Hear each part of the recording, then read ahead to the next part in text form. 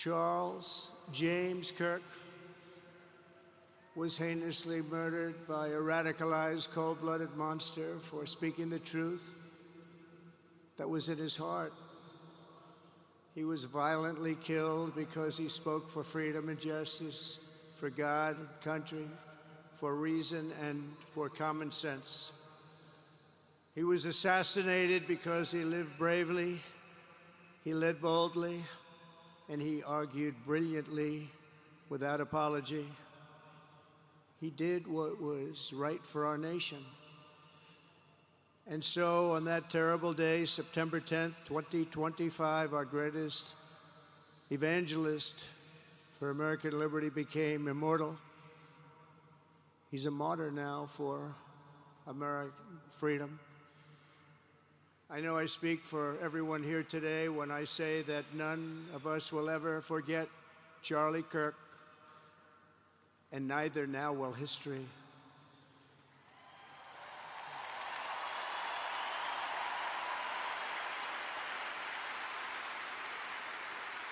Because while Charlie has been reunited with his Creator in heaven, his voice on earth will echo through the generations, and his name will live forever in the eternal chronicle of America's greatest patriots.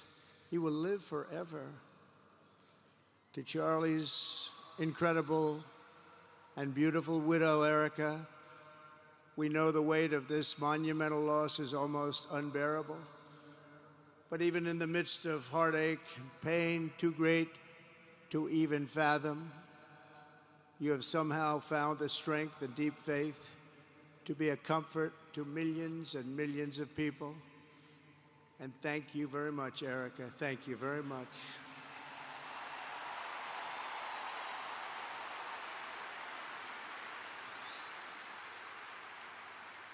Today, an entire nation wraps its loving arms around you and your beautiful children. We share in your immense and overwhelming sorrow, and we vow that we will do everything we can to ensure that your children grow up in a land where their father is honored and revered as a great American hero. That's what he is.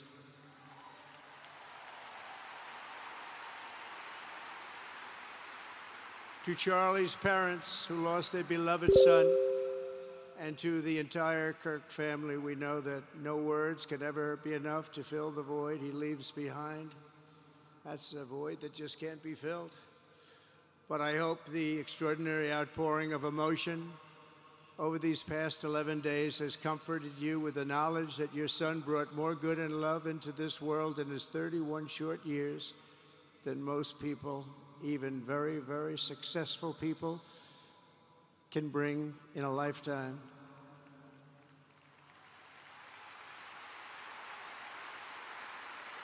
Charlie Kirk loved America with everything he had, and as we can see so clearly today, America loved Charlie Kirk.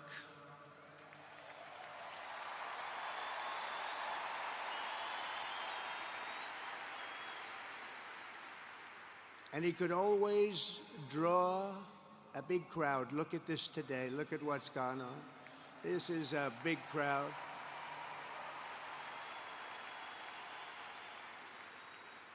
Here today we have the Vice President of the United States, J.D. Vance. We have the Speaker of the U.S. House of Representatives, Mike Johnson. We have countless members of the United States Senate, and I'm sorry I'm not going to introduce you, but I'll be up here. They're all over the place. And likewise, the House of Representatives, they're all over this big stadium. This is not an arena, this is a stadium. Our great cabinet and this stadium packed with rafters of people, not to mention the one across the street that also has tens of thousands of people, and they're watching us on screen right now.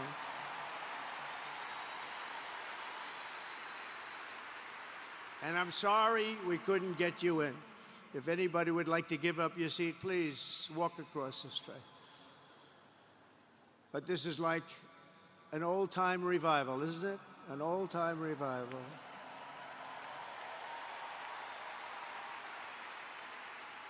For millions of Americans, especially young people, it is agonizing and unthinkable to say goodbye to a patriot whose heart still had so much to give. It's so much.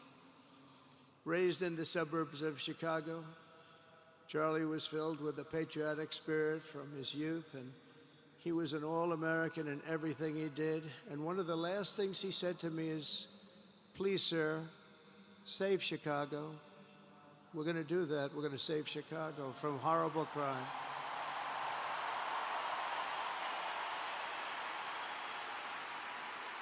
In high school, he was the quarterback of the football team and the captain of the basketball team. He was a good athlete. A lot of people don't know that about Charlie.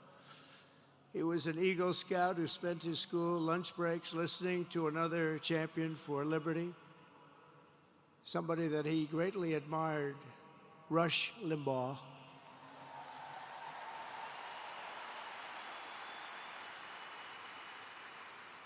But what was even more important to Charlie than politics and service was the choice he made in the 5th grade, which he called the most important decision of his life, to become a Christian and a follower of his Savior, Jesus Christ.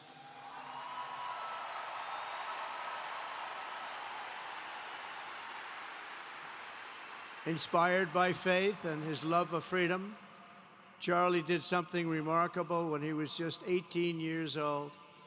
On the advice of a mentor who told him to put off going to college because he was doing so well, he devoted his life to converting young people to the conservative cause. How did he do? Take a look. How did he do?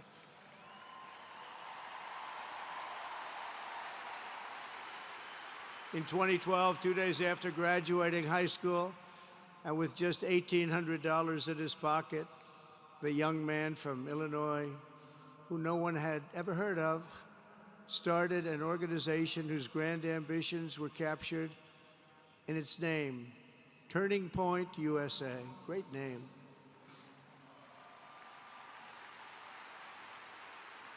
And I have a feeling it's going to be bigger and better than ever before. Does that make sense? It's going to be bigger and better than ever before. Look at what's happening. 12 years ago, Charlie walked onto his first college campus, the very liberal University of Wisconsin at Madison. He set up a card table and put up a sign with 3 words, "Big government sucks." Could you believe that? That's Charlie. That day, Charlie talked to every student who approached him, most of whom were probably quite a bit older than he was. Finally, after many hours, he found the first ever Turning Point chapter leader. His first year out of high school, Charlie traveled 300 days raising money and taking his message to campuses all over the country. He lived out of his parents' basement, and they actually loved having him there. They loved Charlie. Everybody loved Charlie. And on the couches of friends and supporters, he lived off couches for 2 years, 3 years, then life started getting a little bit different, but he was always the same. For 5 years, he refused to take a paycheck, but day after day, he worked from 5 a.m. in the morning till 11 p.m. in the evening, always. His staff remembers that he wore Walmart jeans and T-shirts from the Goodwill store. Remember the Goodwill store? It wasn't easy, but Charlie wasn't in it for money at all, never has been. Money was never his thing. He was always in it for the mission. As he liked to say even back then, we have a country to save. Just what he did. He'd call me all the time, "Sir, we have a country to save." I said, "Charlie, thanks very much for telling me that. I appreciate it." Charlie volunteered for my 2016 campaign and traveled the nation with my son, Don, and Eric. I got to know him very well and saw immediately that Charlie was actually a master builder of people. It was Charlie who first started organizing young black conservatives hungry for support and leadership. It was Charlie who stood up for persecuted Christians and Jews on college campuses. It was Charlie who helped bring online censorship, free speech, and cancel culture to the fore of our political debate. He was right up there with me. It was Charlie who helped unite MAGA, and you know what M-A-H-A is? That's right, Make America Healthy Again. And tomorrow we're going to have one of the biggest announcements, really medically, I think, in the history of our country. We're going to be doing it with Bobby and Oz and all of the professionals. I think you're going to find it to be amazing. I think we found an answer to autism. How about that? Autism. Tomorrow we're going to be talking in the Oval Office in the White House about autism, how it happens, so we won't let it happen anymore, and how to get at least somewhat better when you have it, so that parents can help their child, their beautiful child. That's a big one. I've been bugging everybody over there, get the answer to that. You know, 20 years ago, 1 in 10,000 were born with autism. 20 years ago. The most recent survey says 1 in 12. How bad is that? That's for young boys, baby boys, but also girls, a little bit better. It's about 1 in 20.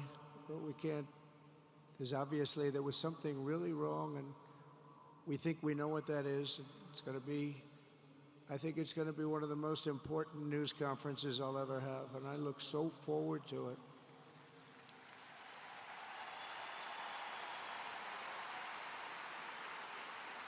And you know who else looked forward to it? Because he knew. I'd tell him a little bit about what was going on. Was Charlie. He would have been front row center, believe me. We'll be missing him tomorrow. It was such a big deal for him, too. He brought together Donald Trump, Bobby Kennedy, right here in the great state of Arizona 1 year ago. Remember that? What a night, what a day that was. And it was Charlie who was among the first to speak to me about a man from Ohio by the name of J.D. Vance. Have you ever heard of him? He's doing a good job.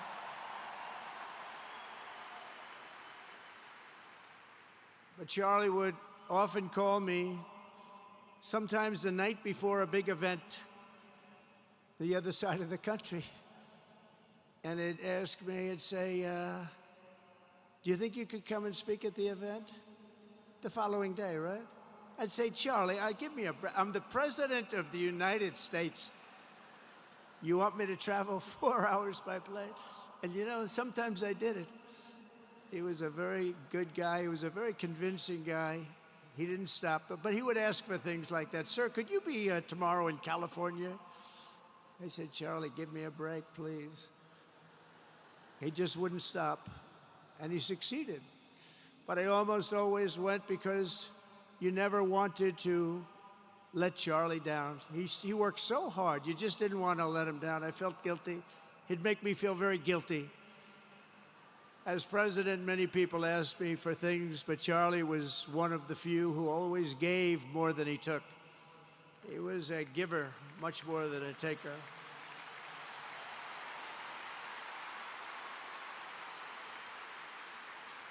And no matter how big Charlie became, no one was too small for him to notice. He was good to everybody. Didn't matter. Several years ago, a fourth grader asked Charlie to appear on his podcast, which was probably only watched by the parents of that fourth grader. And Charlie, who was actually pretty hot at the time, to be honest, he agreed, and the boy asked for advice. Charlie replied, the left, I call it the radical left. I call it sometimes the radical left lunatics. But Charlie didn't say that. He called it the left. He was probably right, but I can't help it. I can't help it. So he said the left, radical left lunatics, may have all the money in the world, but they can never outwork me. I will wake up as early as I need to about himself. I will stay up as late as I need to, and I will never stop fighting for our country. And he did this until his dying breath. That's what he was doing. That's what he was doing. Think of it. Wow. What a horrible moment. I was in the Oval Office when I heard they came in, and it was like a surreal experience, a terrible, terrible. I had some very big people in the Oval Office, and I was in the midst of a very important conversation for our country, big people, the biggest. And I said, you have to leave now.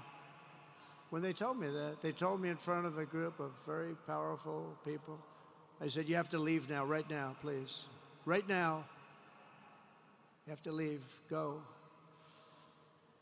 By his own determination and skill, Charlie Kirk built Turning Point from his humble beginnings, the beginnings that nobody believed could ever end up something like this, into a great movement and a juggernaut of American politics. And, you know, we have a massive stadium loaded up with people, but he got tremendous crowds before he had this kind of horrible news and before we had to hear what happened so terribly.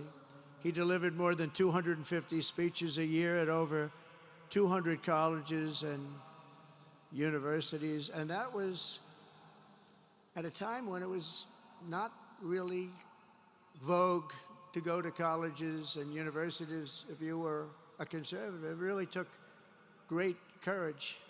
And we used to talk, and I said, you know, I think they're much more conservative than we know, and he agreed, but it just wasn't something that was happening because the radical left would do very bad things, very dangerous things.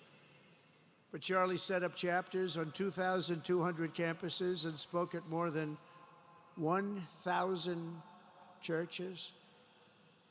He launched a podcast and radio show that grew to an audience of 1 million Americans a day, one of the bigger shows on radio. And Charlie didn't just bring young people into the movement. All of a sudden, it started to grow by leaps and bounds. By 2024, we won more young people than any Republican candidate in the history of our country, including, for the first time, a majority of males under 30. Can you believe it? Remember when Republican presidential candidates would get 4%? No, we did unbelievably with young people. And he was a big, big factor. Unbelievable. But he made me work for it. Sir, you have to make a speech here. You have to make a speech there. But we did it, and we won, and our country is doing unbelievably well now. We had a country that was dead 1 year ago, and now we have the hottest country anywhere in the world. And Charlie helped us make it that. One of the great people. But through it all, the core of Charlie's message and his basic method never changed. It never really changed. He stayed the same person also. At every campus event, Charlie asked the people who disagreed with him to come forward, and instead of silencing them, he handed them a microphone and let them speak. And he'd convinced so many of them. It was a pretty amazing thing to watch, actually. Shortly before Charlie arrived on campus, the day he was assassinated, a staff member texted him that there were many critics and students who were opposed to his views, and rather strenuously in the crowd. And that actually made him feel good because he wanted to convince them. He understood. He really did. He understood what was right. And he was right about that. A lot of it was based on common sense, by the way. Charlie wrote back to the staff member saying, I'm not here to fight them. I want to know them and love them, and I want to reach them and try and lead them into a great way of life in our country. In that private moment on his dying day, we find everything we need to know about who Charlie Kirk truly was. He was a missionary with a noble spirit and a great, great purpose.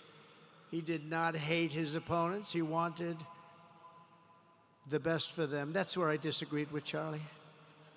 I hate my opponent, and I don't want the best for them. I'm sorry. I am sorry, Erica. But now Erica can talk to me and the whole group, and maybe they can convince me that that's not right, but I can't stand my opponent. Charlie's angry. Looking down, he's angry at me now.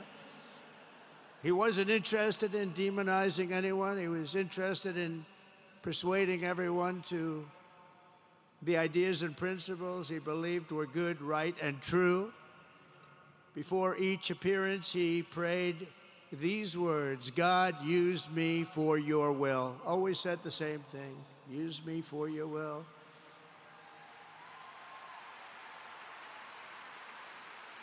And that is exactly what God did. When you think, that's exactly what he did. The more success Charlie had, and he was getting more and more successful, the more dangerous his mission became. On campuses all over the country, his quest for open dialogue was met with menacing hate. There were bomb threats, pulled fire alarms, and countless rage-filled radicals who tried to shout him down. It was nasty. I used to say, Charlie, this is nasty stuff you're doing. At one event, police had to build barricades to protect students from an angry mob of thugs. Many of these people, by the way, are paid a lot of money to do this. They're agitators. They're paid agitators. Remember that? When you see they all have the same beautifully printed sign, every sign is identical, comes out of a top-level print shop. That's not the signs that are made in somebody's basement. Those are paid for by very bad people, and hopefully we're going to be finding out through the DOJ who those people are.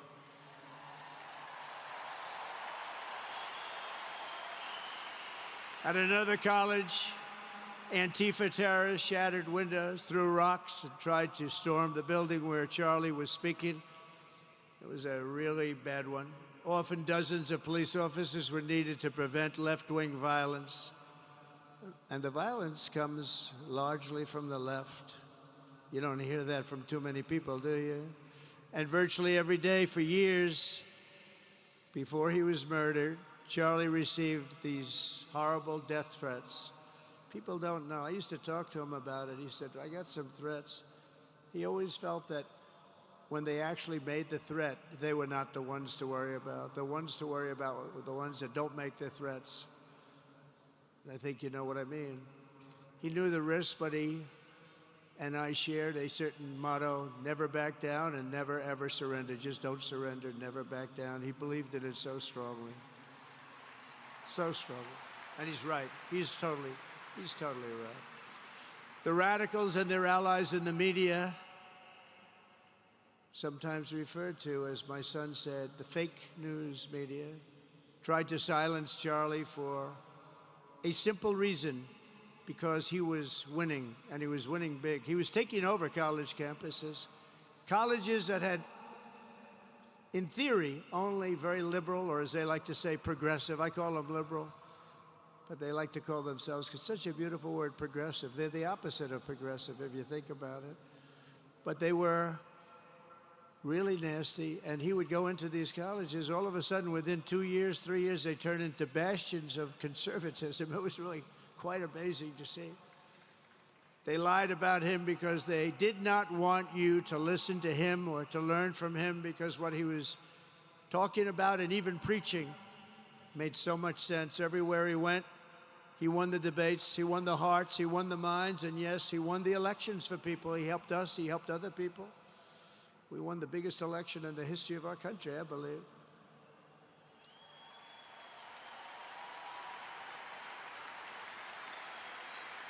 Charlie Kirk was without a doubt among the most influential figures in the most important election in the history of our country. The election of, that beautiful day, November 5th, 2024. Do you remember that day? It was 9 months ago. What a day that was. I mean, we had a pretty good day in the first one. And I must tell you, on the second one, we had a phenomenal day. But a lot of bad things happened. And now that's not even questioned. They cheated like dogs, but we got them back, didn't we, huh? We got them back. But we owe Charlie a profound and eternal debt of gratitude now, just like Charlie and Erica made Turning Point hot.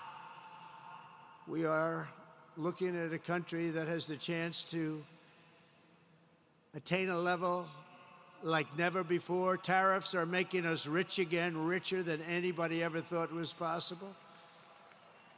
And the only one challenging them are people that hate our country or foreign countries that are paying a price, because they did the same thing to us for years. They took advantage of us, but we're making money. We're becoming richer and richer, and we're taking care of our people better and better when we do that. And we can take care of other countries better and better, but we're doing unbelievably well. The tariffs have really been a hold. The election was big, but the tariffs, because of the election, came in. And remember, other nations do that to us. And Charlie understood that. He saw the money. He saw what was coming into our country, and we can use that for Medicare, Medicaid, Social Security, all of these things that we fight so hard for. And that's exactly what's happening.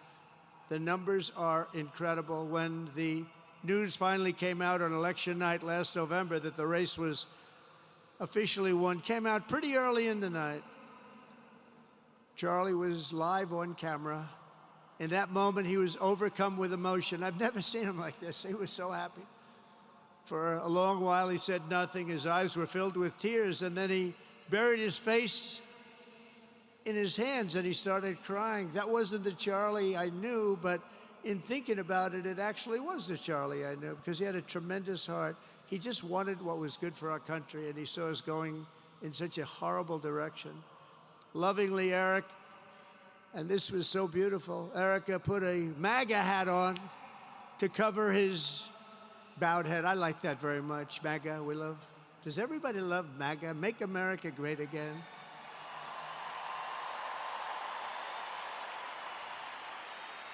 When Joe Biden used to get up, remember the speeches?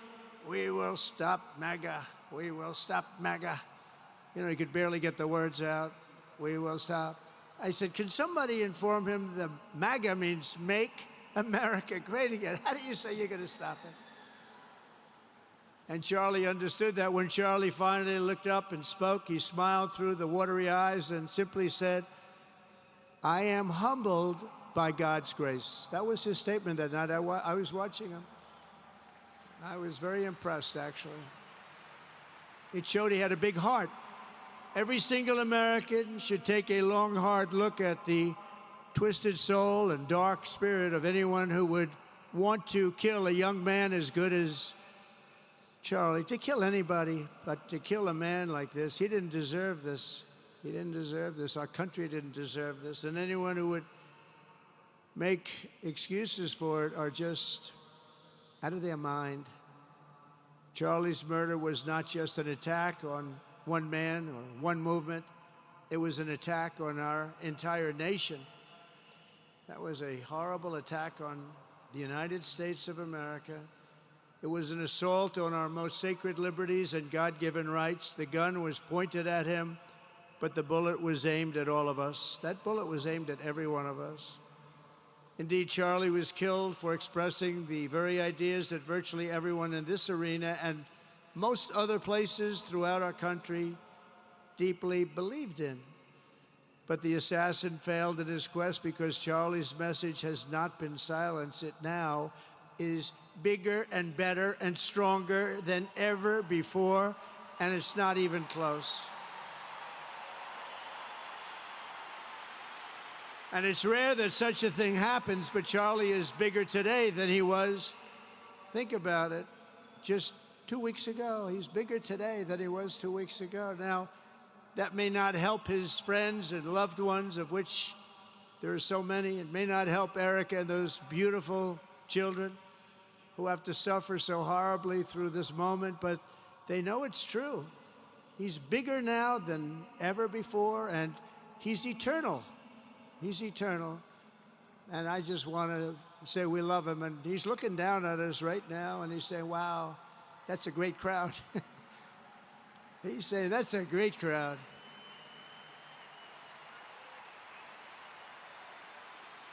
And it's a great crowd of patriots. But that's why I will soon award Charlie the nation's highest civilian honor, the Presidential Medal of Freedom. It's the highest civilian honor.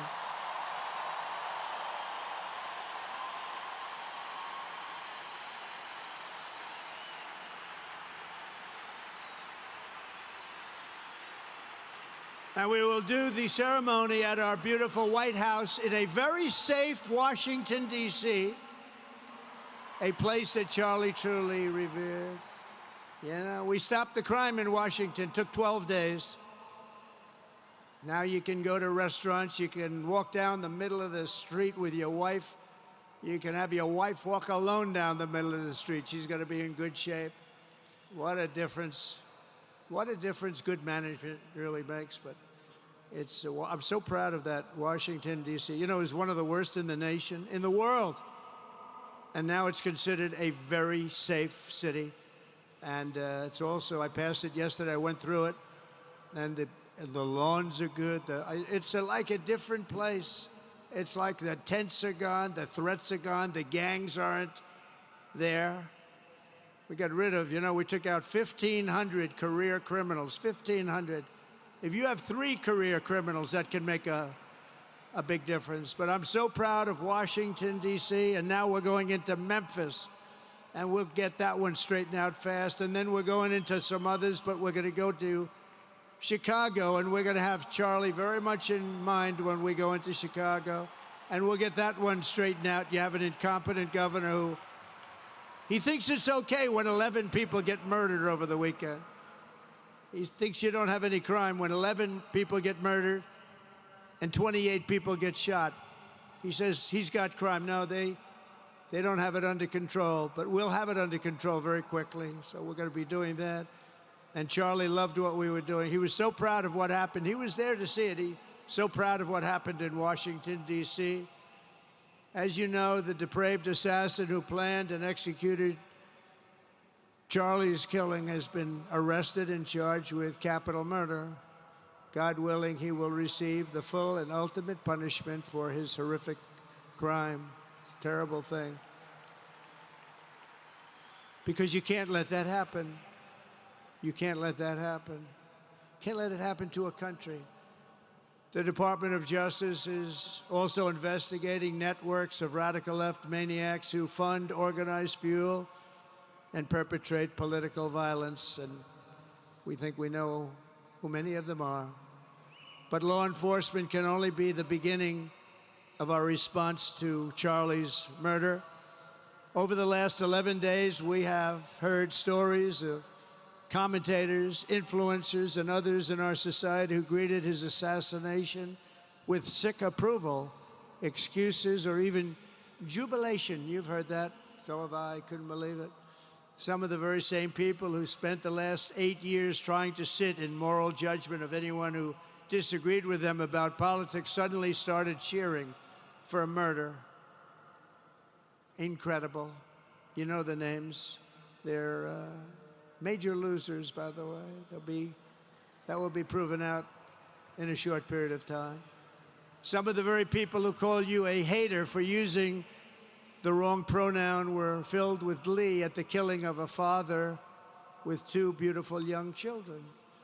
And the same commentators who this week are screaming fascism over a canceled late-night TV show where the anchor had no talent and no ratings, last week were implying that Charlie Kirk deserved what happened to him. No side in American politics has a monopoly on disturbed or misguided people. But there's one part of our political community which believes they have a monopoly on truth, goodness, and virtue, and concludes they have also a monopoly on power, thought, and speech. Well, that's not happening anymore. We've turned that corner very quickly. Tragically, atrocities of this kind, and the kind that we saw in Utah, of all places, are the eventual consequence of that kind of thinking. If speech is violence, then some are bound to conclude that violence is justified to stop speech. And we're not going to let that be justified. The tradition of reason and open debate that Charlie practiced is not a pillar of our democracy. In many ways, it's the basis of our entire society. It's the right and inheritance of every free American, the greatest legacy of the Enlightenment, and among the most treasured achievements of civilization. We will defend it at all costs, and we will carry forward the torch of liberty that Charlie Kirk held so proud and so high. He was so proud, and he did hold that torch high. We will never, ever let it fail. We will never let it fail. But we're going to raise it higher than ever before. It's going to be raised, and this is the beginning. Perhaps it should be no surprise that Charlie, who spent his life speaking with the critics of these traditions, ultimately became convinced that we needed not just a political realignment, but also a spiritual reawakening. We did. And we have to bring back religion to America, because without borders, law and order, and religion, you really don't have a country anymore. We want religion brought back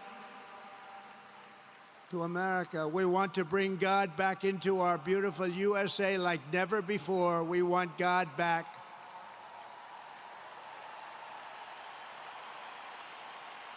Charlie would have been so pleased to hear his friends and colleagues today giving testimony and giving glory to God. Within minutes of the gunshot in Utah, millions of Americans, young and old, heard the news and dropped to their knees and started praying. Even many who rarely prayed asked God for a miracle. Please, God, save Charlie. But although Charlie's time with us on earth has ended, those prayers for a miracle have already been answered. Look at what's happening. Look at what's happening. In the days since Charlie's death, we have seen how his legacy has touched so many millions around the world.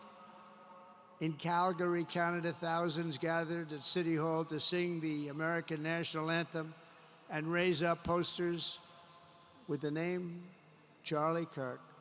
In Seoul, South Korea, crowds gathered to wave American flags and shout, "We are for Charlie Kirk."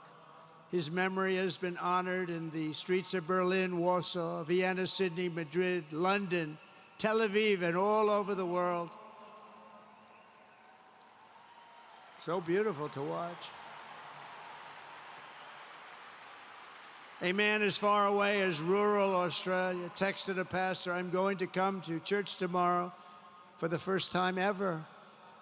The pastor asked, "Why is that?" The man replied, "Because of Charlie Kirk." Can you imagine? The lesson of Charlie's life is that you should never underestimate what one person can do with a good heart, a righteous cause, a cheerful spirit, and the will to fight, fight, fight. Have to fight. We're saving our country. And Charlie's a big factor, such a big factor. Charlie Kirk started with only an idea to change minds on college campuses, and instead he ended up with a far greater achievement, changing history. He changed history. Today, Charlie Kirk rests in glory in heaven for all eternity. He has gone from speaking on campuses in Wisconsin to kneeling at the throne of God, where he is right now.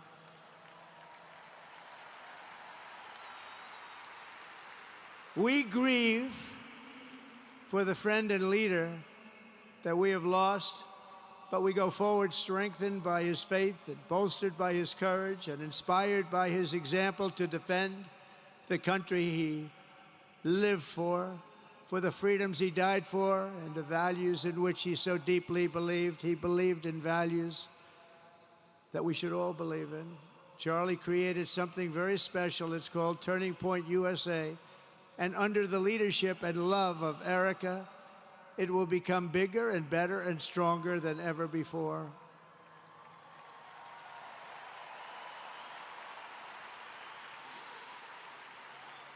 So, Charlie, we all want to thank you we want to say a very loud God bless you, Charlie. God bless you for what you've done is incredible. And God bless Erica and the children. God bless the United States of America. And could I ask Erica, please come out. Erica, please come out. Thank you.